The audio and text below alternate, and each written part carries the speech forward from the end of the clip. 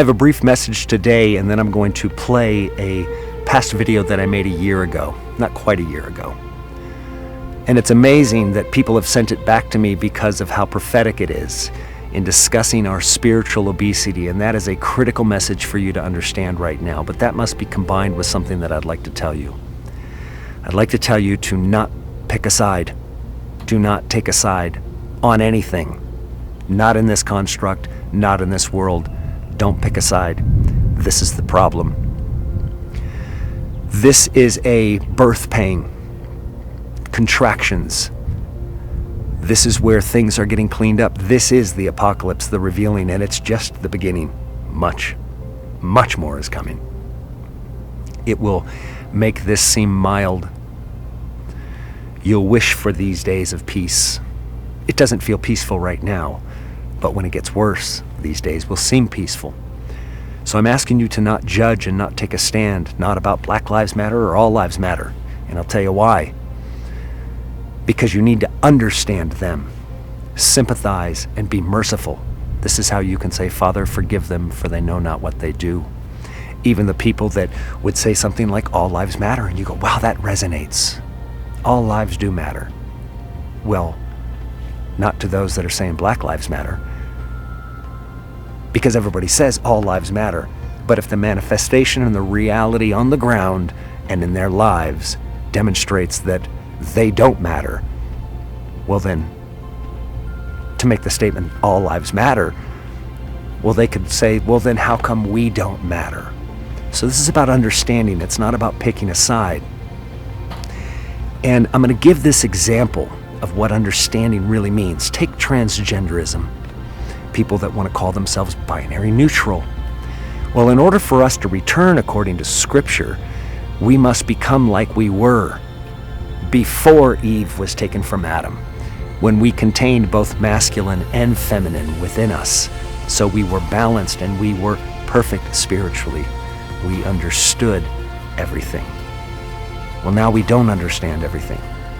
Because of the separation of those things, we see it from multitudes of angles, and then we pick sides. So think about this for a second. When somebody believes that they're just making a choice and that they're influenced by media and things like that of transgenderism, think about something for 1 second. That the process to go through that change is painful, expensive, and requires massive endurance, and they will be tortured and ridiculed by everybody around them. What a glorious thing to do. Did they do that to be happy? Or are they doing it because they have a conviction from somewhere inside that they cannot explain? I do not get to judge that, and neither do you. It doesn't matter what you think the Scripture says about it. We're not in that time right now. This is why Christ had to come to refute the Scriptures of old and the thoughts of old, because those laws had become corrupted by man. The law is true, but not when man gets a hold of it and starts distorting it for their own needs, for their own wishes, to build their own kingdoms and rulership like we have today. The days of Christ were exactly as they are right now. Exactly. Government putting down rebellions, religions getting involved. Christianity will fall for the Antichrist like you've never seen it before because of the amount of chaos. It will seem so welcome, and he must be Jesus. He must be to be able to solve all of this. It's going to be very easy for them to fall for it. But if you have not taken a side, and you continue to not take a side, and you allow the government to rest on your shoulders, as Christ said, the government rests on his shoulders, which means it rests on yours. Govern yourself. Don't take sides. Try to understand and be merciful. And then forgiving. Why? Because they're programmed. They're manipulated. You need to be able to see that people are influenced by the enemy around them, within their families, within their jobs, within their governments, within their churches, certainly within their religions. Your spiritual posture needs to be about your kingdom and not taking a side. Do not take a side against somebody that's transgender. You have no idea what they're going through. No concept and no clue. The only thing that you do is repeat or parrot a statement as to what is right and wrong. Based on what? Based on what you were taught, not based on what you know. Because you don't know anything about anyone. You only know about yourself. So projecting something onto them judges you. Do not judge. And judgment only comes when you've taken a side. You're going to see people demanding for you to take a position. Don't. This is critical. Do not take a position. You can say, all lives matter. You can also say, Black lives matter. You can also say, yellow lives matter. You can also say, red lives matter. But getting behind those as political positions, understand this, that when anyone wants you to take a position, just like when they say, are you a Christian? How many different variations of Christianity are there? How many different denominations are there? 44,000 plus. How many different versions of the Bible? You do not know what that phrase means because it gets corrupted and interpreted by everyone differently.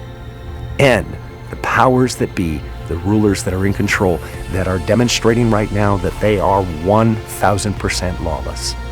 The lawlessness isn't the rioters in the streets. The lawlessness is the governing bodies, the rulers. You can see them ignoring their own rules at will, incarcerating protesters indefinitely, no bail, no lawyers, no hearings, no nothing. This doesn't sound like a complete deconstruction of the Bill of Rights. It is. Again, this is why you can't take a position. You can just understand and be merciful. Because in order for people to survive this, they're going to need you. The person that you love, the person that is going through it, the person that is taking positions because they don't know any better. You can help. You can help by being meek. And then you can say, be meek like I am meek. I encourage you to just love everybody. Fight through the hate, because you're going to feel it. You're going to see those things. And the minute you feel these things come up in you, squash them and say, Father, forgive them, for they know not what they do. You have no idea how much that will release you. Don't think that you're forgiving them for their sake. You're forgiving them for yours. Don't get attached to this. Stay in love. Stay in peace. Maintain your crown. Do not let it go at all costs, including your own life. I love you very much, and I ask you to listen to this video. Good afternoon. It's been a while since I've made a video like this, but I felt compelled to this time so I could just speak to you directly and not be concerned about sharing my screen or reading your chat comments, although I appreciate them and I appreciate your engagement. But sometimes things need to be said and spoken uninterrupted. So, with that said, one of the most important things that I believe that I've ever spoken about within all of my videos is the backpack that you carry that weighs you down. That backpack of all of the things in your life, things that you've done against other people, even the things you don't remember because you have spiritually buried them so you don't have to confront them on a daily basis, so you can go to sleep at night. The amount of things that we accumulate through our lives against ourselves is staggering. And so to use a backpack actually makes it kind of external and limits the amount of misery that we hold on to within ourselves. Because really what you must see is an obese person, a massively obese person, a duplicate of you that you carry along with you. You have a spiritual body and you have a physical one. The physical one is reflective of what you're carrying because you will continuously convert yourself into your sin and what it represents. You've heard me say many times that we wear our sin.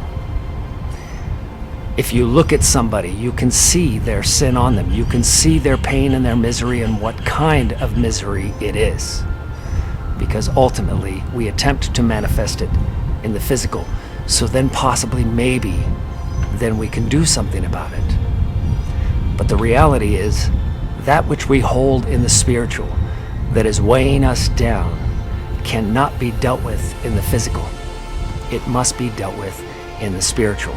First, recognizing what you look like. If you were to look in a spiritual mirror, you would see a morbidly obese person. So losing that weight is about going through each of those things, trying and attempting to recall each of those things that you hold against yourself, and then discarding it. Think of that as casting out a demon. Now, the reason why this is important is not because calamity's coming upon the earth. It's because you will react to that calamity. Now, let's not sit and ignore the fact that all archaeological evidence gives us staggering proof that this world is destroyed time and time again. So we really don't need evidence of that. So to say that we shouldn't be ringing the bells of things to come because cosmologically, ecologically, everything is coming apart, including economically and socially. Everything is collapsing, and for good reason. This place is so polluted spiritually. Think about that obese person, and think about what we've seen when we reflect on pictures of old and pictures of new. We are seeing a morbid obesity that is spiritual and manifesting itself in the physical to such a great degree. And that then permeates every other system from economics to social. And all of this has to do with the energy forces that surround us and control this system. They are coming apart. And it's becoming extremely chaotic. Now, people are reacting to this. The truther channels, all of those people, all of us are really trying to find the truth ultimately. Some are just trying to gain, that's fine too, because they just become teaching tools for all of us to understand what the fruits look like. Hate, anger, all of those things continuously feed that obesity within that person. Now, that obesity comes with something else. It's called insecurity. So when we are not happy with our physical self, we become insecure, and the same takes place spiritually. So the spiritual cleansing is understanding all of the elements of what you've done in the past and how you have held those things against yourself. Now, this isn't original sin. This is sin you've done. We've all done. All of us. Because we've been tricked into doing it. What comes from our mouth defiles us. It is staggering the weight that it puts on. Think of the inverse of on earth as it is in heaven, as a reflection or an inverse. So words that come out of your mouth are actually feeding you too. So hate that leaves your mouth, anger that leaves your mouth, any disdain or despair or sorrow or chastisement or any of that, that's all coming to you. See, because the judgment is taking place, which is why there's a delineation. Those that are judging themselves right now are able to get rid of that weight. So in the spiritual sense, you see a massive diet going on amongst the likes of you. And you also, some people, see them out there eating from the fast food restaurants of hate and misery, hourly, daily, all the time. Now, even when we battle these troubling times, that we maintain our peace and that we keep our peace, and that's the most important thing. Let no one take your crown. People want to know why I wear a hat. It's a reminder that I have a crown to protect. I don't have a fear of showing my head. This reminds me that I have something to protect. And that's a requirement 24/7. Even in your dreams, protect it. So I wanted to give you this message and give you a bit of an update on things. Things are going incredibly well, although very, very, very challenging. Yes, we lost our puppy, and those are disheartening, but when we lose people, when we lose them in the spirit, is far more disheartening. When we see those walk from what they once knew, it's incredibly heartbreaking. So we just ask that you continue to support those that are in the truth and help them maintain their crown. We love you very much, and I'll talk to you very soon.